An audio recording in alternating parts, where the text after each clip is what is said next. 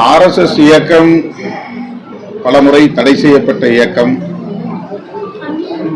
சர்தார் பட்டேல் உள்துறை அமைச்சராக இருந்த காலத்தில் தடை செய்யப்பட்டது. அதற்கான காரணங்களும் அப்போதே சொல்லப்பட்டது.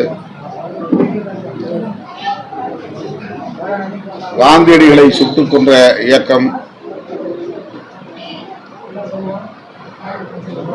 RSS மற்றும் அதன் சங்க பரிவார அமைப்புகளின் செயல் திட்டங்களில் ஒன்றாகும். அப்படிப்பட்ட இயக்கம்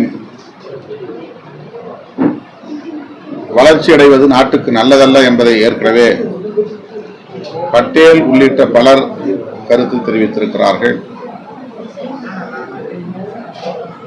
நாடு முழுவதும் இன்றைக்கு மதத்தின் பெயரால், சாதியின் பெயரால் வன்முறைகள், படுகொலைகள்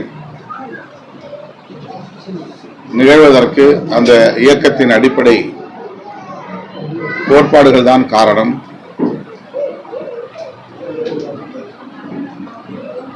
இதனை தமிழ்நாட்டு மக்கள் உணர்ந்திருக்கிறார்கள்.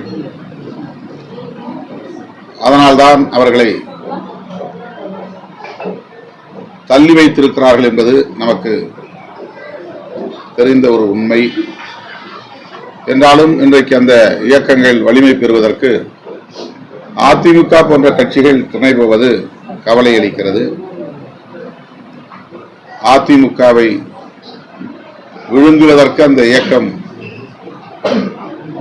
பல உத்திகளை கையாண்டு வருகிறது. இது அதிமுகவுக்கு மட்டுமே பாதிப்பை ஏற்படுத்தும் என்று இல்லை, தமிழ்நாட்டுக்கே பாதிப்பை ஏற்படுத்தும் என்பதை தமிழ்நாட்டு மக்கள், குறிப்பாக அதிமுகவினர் உணர்ந்து கொள்ள வேண்டும்.